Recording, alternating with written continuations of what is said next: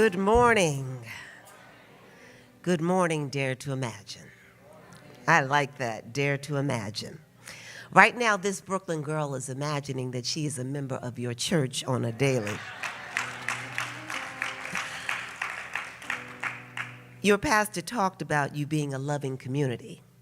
Having been here only an hour, I can attest to the very same. When I walked in, I was greeted with a hug from a beautiful woman who said, "We hug here." And I said, "I hug too. Come on, let's hug." And it's been like that in, meeting every single person. You've welcomed my husband and me in such tremendous ways. Reverend Johnson knows me. I follow him. Maybe he looks at my page occasionally. I'm just so in awe of all that God is doing here at Dare to Imagine, through him and through all of you. And I'm going to carry this experience with me, I know, for a long time after I leave here, because I don't think you can come to Dare to Imagine and leave here the same as you walked in. So I'm going to share a little with you. And the only two things I'm going to ask you to do is just journey with me, be with me. And then secondly, just imagine me in some jeans right now, all right? Next time I come, I'm going to be in some jeans with you.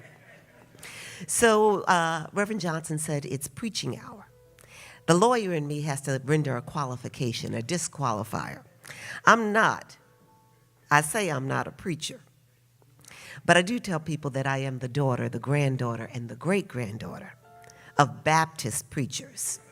And so what that means is I know how to tell a story. And I'm going to tell a story. It's a story that people sometimes say is my story. But I really believe that it's God's story. And that he just gave it to me. He allowed me to live it and to experience it so that I could then tell it and tell it again and again and again. Amen? So our scripture for the hour is, as Reverend Johnson said, it's from the book of James. James chapter 1, verses 1 through 8. James chapter 1, verses 1 through 8. James, the servant of God and of the Lord Jesus Christ, to the 12 tribes scattered among the nations, greetings. Consider it pure joy, my brothers and sisters, whenever you face trials of many kinds, because you know that the testing of your faith produces perseverance. Let perseverance finish its work, so that you may be mature and complete, not lacking anything. If any of you lacks wisdom, you should ask God, who gives generously to all, without finding fault, and it will be given to you.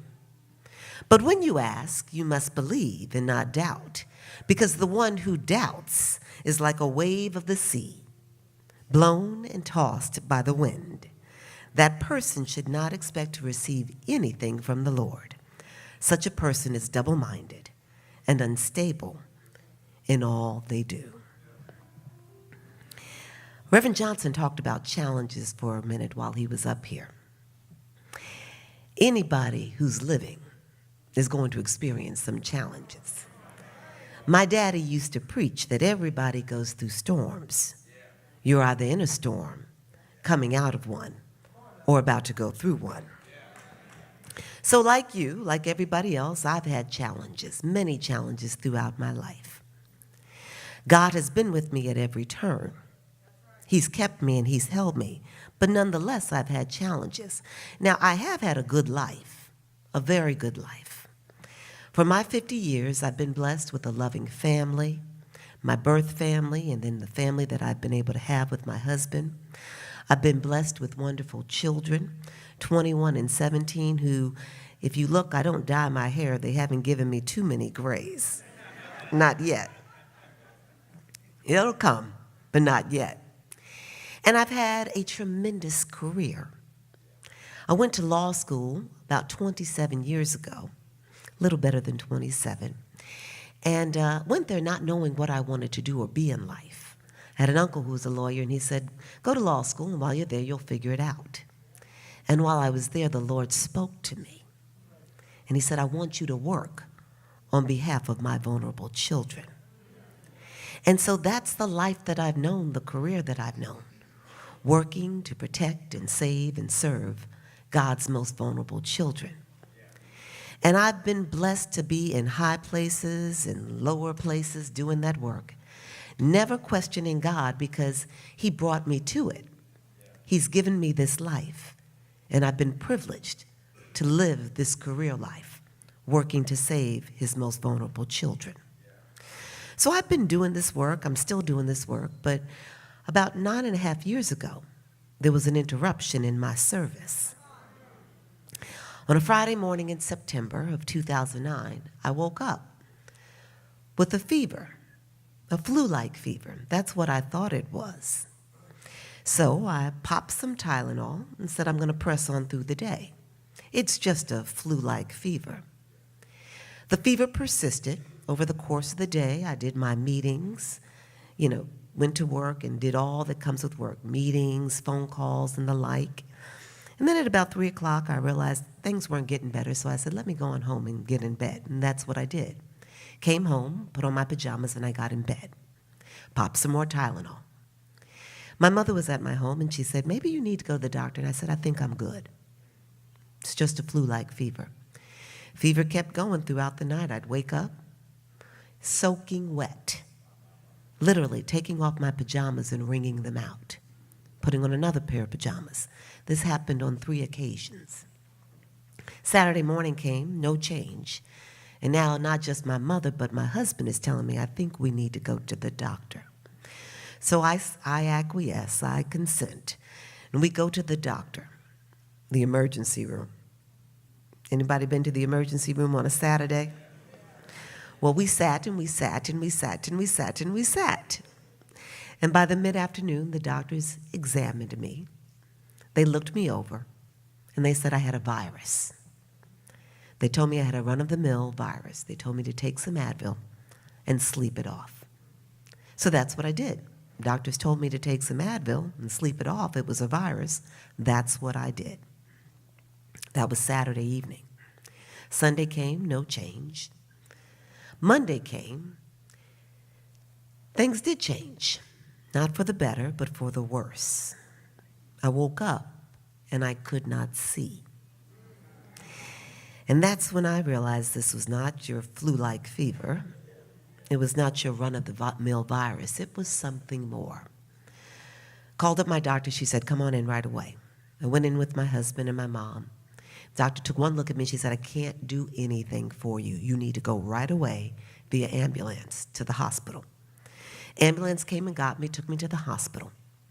And immediately, when they rolled me into that ER room, they knew something was terribly wrong. They went to work, and they performed a battery of tests on me. They admitted me to the hospital. And on Wednesday afternoon, the doctors came to my bedside. My husband was there with me, and they looked at me, and they told me I had leukemia. The doctors tell me that they never heard somebody respond in the way that I did. I sat quietly for a few seconds, just long enough to absorb what they were saying, that I had cancer. Then I looked at the doctors and I said, so what do we do? Simply, what do we do? The doctor said that if they gave me chemotherapy, the cancer would be killed.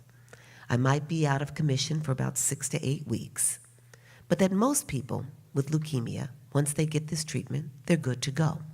So I thought, okay, it wasn't what I planned to do for the next 6 to 8 weeks, but that's all right. This is part of my journey right now. So this is what we're going to do.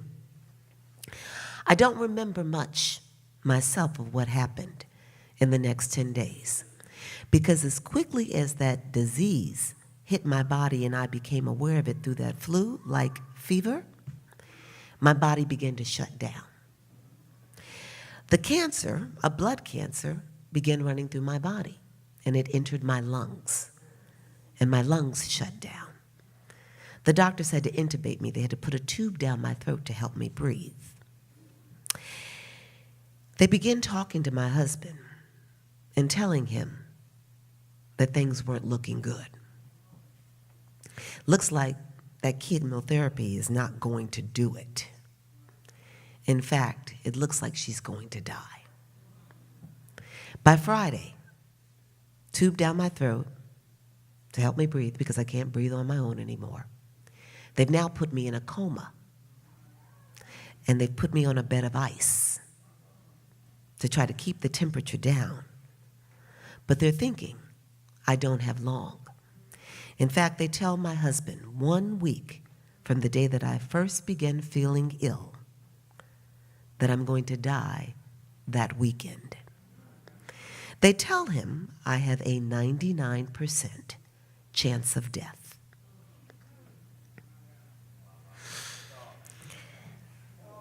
Two young children, 12 and 7, my husband brought them in to see their mother, to possibly say goodbye to her. But he didn't stop there. My husband went to work.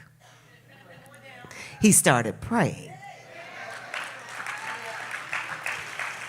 My mother started praying. My siblings, my 2 sisters and my brother, they started praying.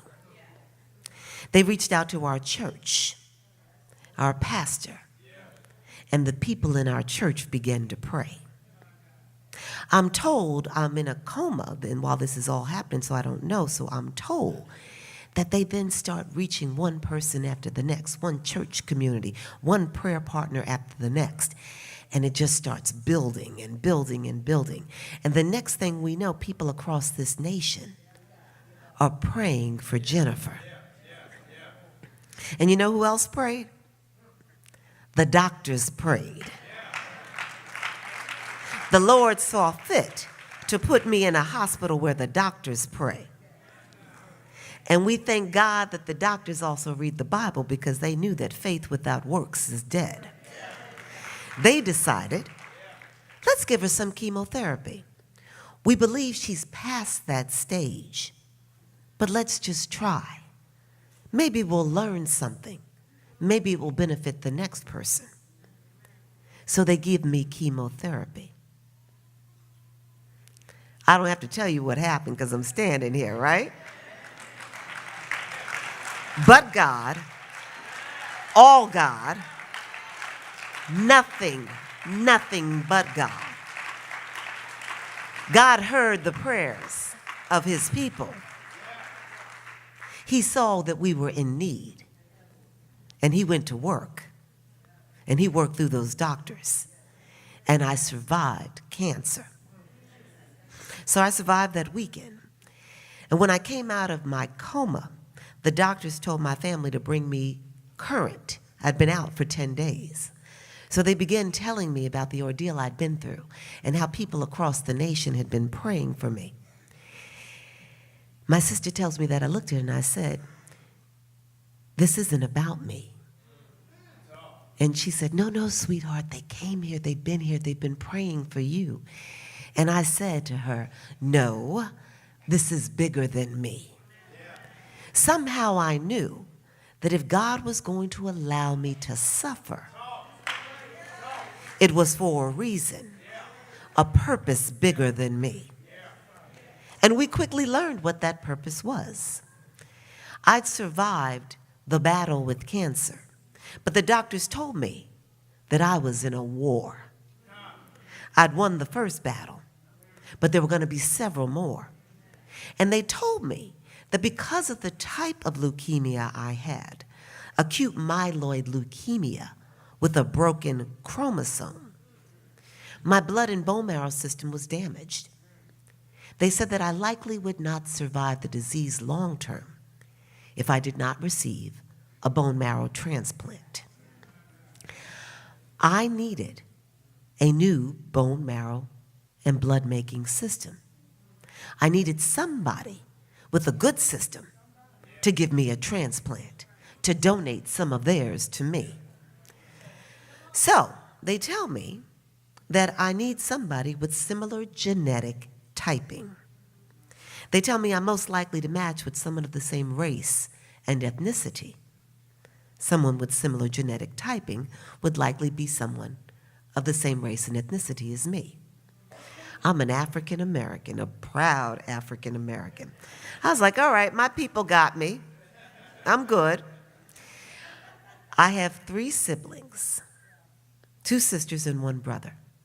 We're close, extremely close. The doctors thought, you got the same mother, same father. Surely you have similar genetic typing. You'll be good. They test my sisters and my brother. The test results come back.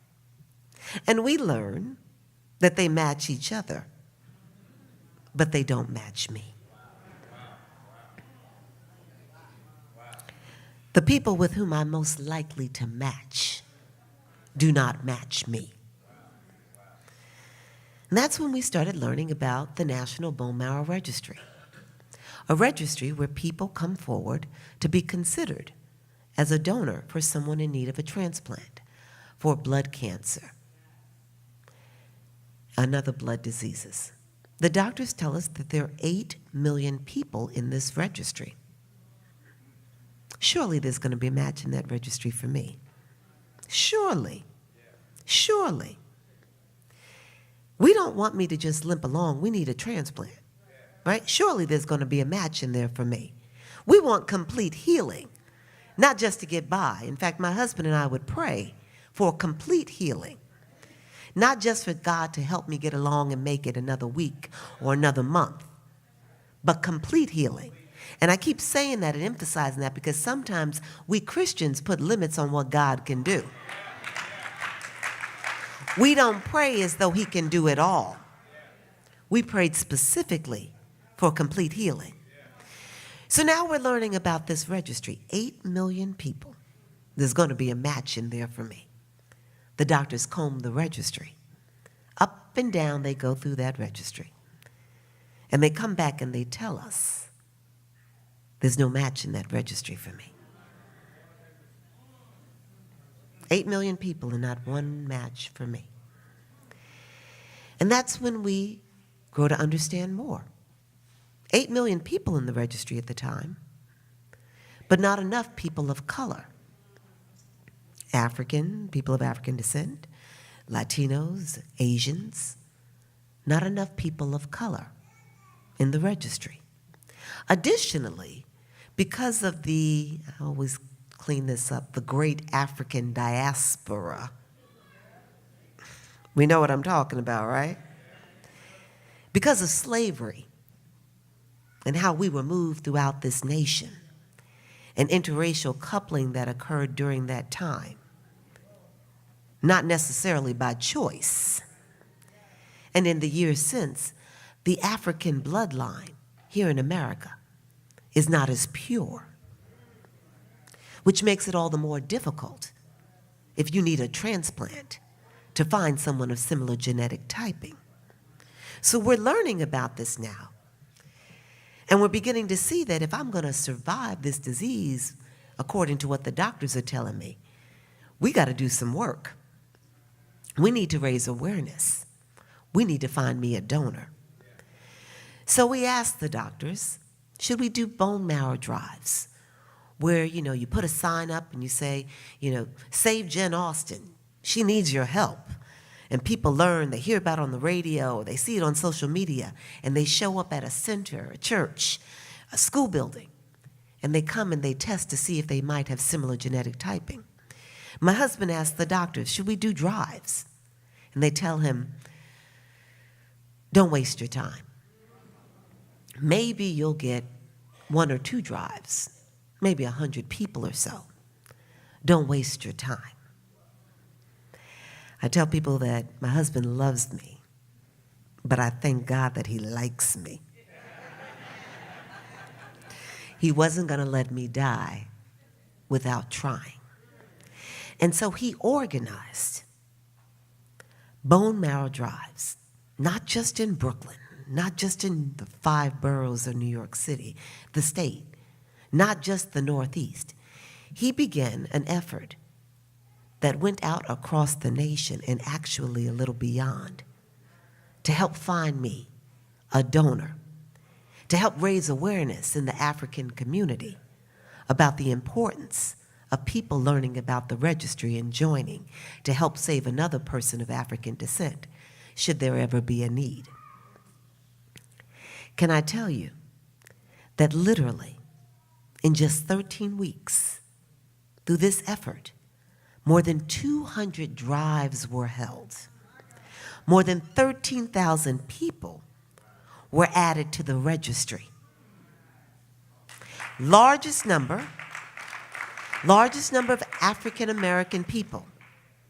Largest number of people ever added by one person's efforts, one family's efforts. My little boy was 7 at the time, and he would pray to God, "Dear Lord, please don't take mommy. But if you do, we know it's okay because she lived her purpose." My little boy and my daughter were seeing that my suffering was bigger than me, that there was purpose in my suffering. Do you know what a gift that is when you have children and you're struggling, that they can see that there's something greater happening? Sometimes we keep children out of things that we think are going to hurt them or worry them. We didn't have a choice because of how things started out. But we saw that there was a blessing in that, because as I was struggling, and as we didn't know whether I was going to live or die, they were seeing through this effort, as we were working together to raise awareness and bring people to the registry, that there was purpose in my suffering. That if God was allowing me to suffer, there was a greater reason. It was bigger than me. So these drives are happening. And what we begin to learn here and there and everywhere is that people who, like me, have been waiting for a transplant are receiving word that people have joined the registry and are now matches for them. And I tell you, that's where the joy started coming in. I started seeing how God was taking my situation, how he was taking my predicament, and he was using it to bless others. I could be but so sorry for myself because God was doing a wonderful thing. And I was blessed to see it. My children were blessed to see it. I was seeing how through this suffering, we were growing as a family. We were growing as community. I was seeing the African American community stepping up, people who did not know me coming forward to be a blessing for me. In my work, I'm often struggling with where is community to help us. And I was seeing the possibilities. Joy, absolute joy in the midst of my journey. I literally was preparing to die, not knowing if I was going to get a transplant. But God was showing me that there was joy to be had, even in this challenging journey. So here's what happened. All those drives, all those people being added to the registry. Not one match for me. But that's okay, because God had something else just for me. Just for me. I got a transplant on February 24th, 2010, 9 years ago. And can I tell you, the doctors, I go check them out. They check me out every 6 months. They have not seen any sign of cancer in my body since.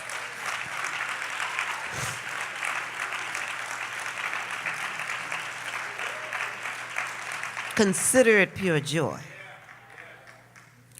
People sometimes ask me, what did you learn through this experience? How did you grow? How have you changed?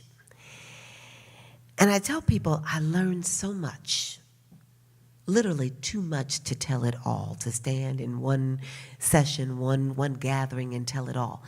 And truth be told, that's the only reason why I wrote the book. Because I believe that God wanted me to tell the story, the good, the bad, the ugly, the raw, to take you on the journey with me so you could see how he was working through me, how he'd been working on me long before I got sick, and how all I had to do was trust him and trust the process. Trust God and trust the process. He'd been taking care of me long before I ever got sick, right? All that I'd been through, all the challenges up until that point were preparation, right? They were preparing me for the storm. All the disappointments I'd experienced in my life, all the ups and downs, the good friends, the good jobs, the bad relationships, all were preparation. They were part of my process so that when I got to this particular journey, I was ready. I was ready to walk with him. So people sometimes say, yeah, but how do you really know that was God all up in this? The faithful even ask me that question. And I'm going to give to you what is the most absolute, complete affirmation that this was God and that he had me. There was purpose in my suffering, but he had me. He saw me long before I went through it. So I told you that before I got sick, I'd been living my calling, my purpose, working to help save, serve, and protect God's children, right? I told you that I didn't get that bone marrow transplant. Despite all the work we'd done, I didn't get that transplant. My siblings couldn't save me. 8 million people in the registry could not save me. 13,000 people added by us. They couldn't save me. That's because God had something else just for me. I received a stem cell transplant. I received a cord blood stem cell transplant. I received the stem cells from the umbilical cord blood of 2 babies. I received the stem cells from the cord blood of 2 babies of African descent. I received the stem cells in the cord blood of 2 babies of African descent who happened to be African American baby boys born in a public hospital in New York City.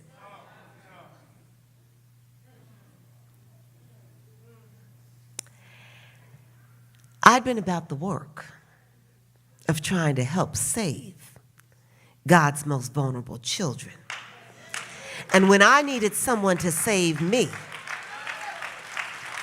he sent the children, specifically the most vulnerable children, 2 African American baby boys who this nation says on a daily have no worth, have no value, the most vulnerable. He saw me. He'd been working it out long before I got sick. I put my trust in him to work on his behalf. And when I got sick, he showed up. Trust God. Trust the process. God bless you.